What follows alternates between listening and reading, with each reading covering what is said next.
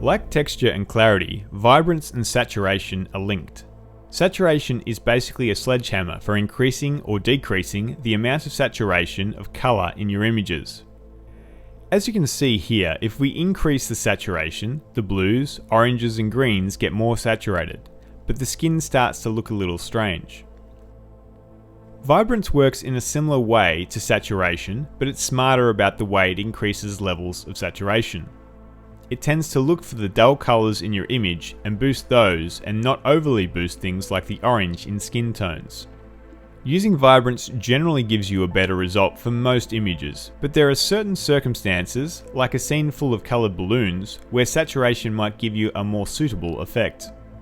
Reducing saturation can also give you some softer colour palettes, which can be nice for certain types of images.